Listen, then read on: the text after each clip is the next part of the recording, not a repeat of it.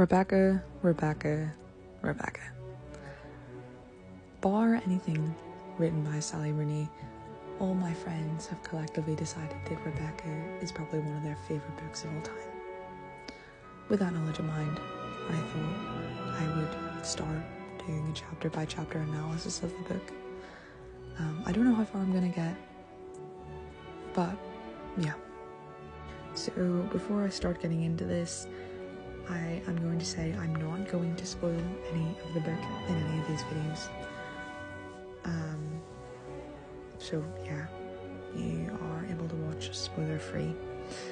I will say, however, the book is primarily based around a man, 2 women, and a house. And though at this sort of time, I believe writing in depth about buildings is quite popular in literature, I think there is a reason why this estate called Manderley is talked about a lot in the book. So here's our queen, Daphne du Maurier. Whenever she started writing this book, she was not living in England.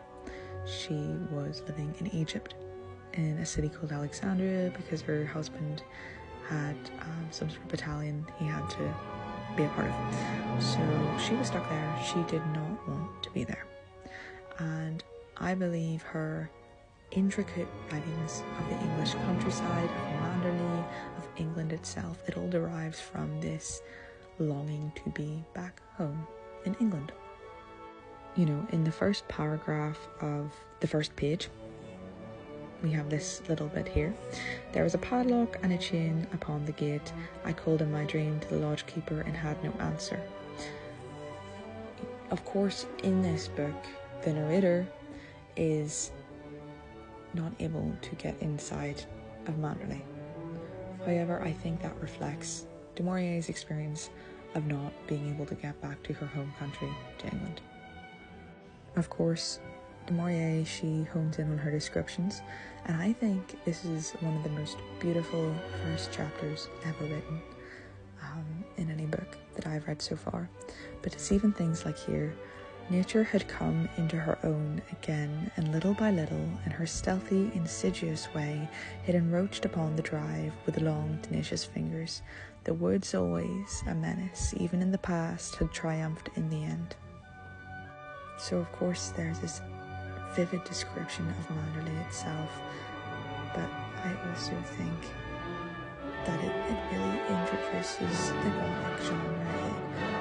It automatically sets into the reader's mind that this is not going to be some happy-go-lucky book. This is going to be deep, this is going to be dark. And I think that is what makes a successful story.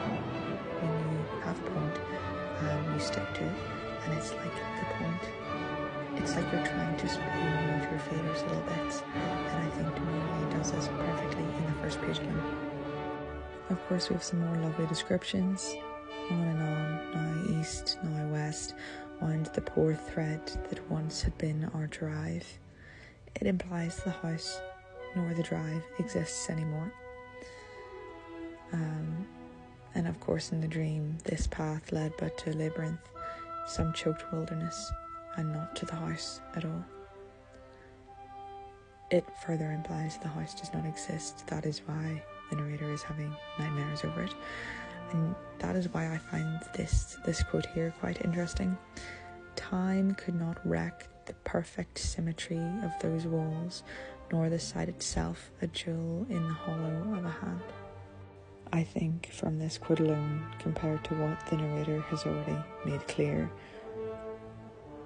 they're in a state of denial. The house, the estate, it clearly has been wrecked. It clearly is no more. They're no longer living there. You can no longer enter it. And yet, the narrator here is saying, it cannot be wrecked.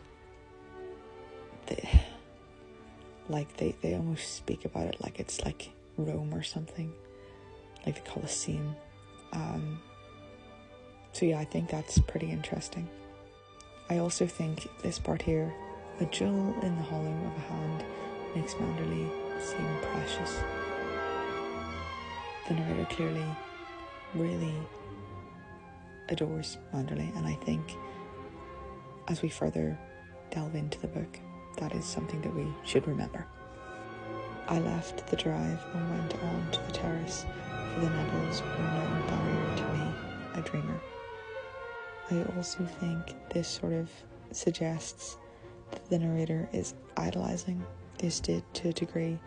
She is forgetting, or she is ignoring, the issues with the estate, the negatives of it.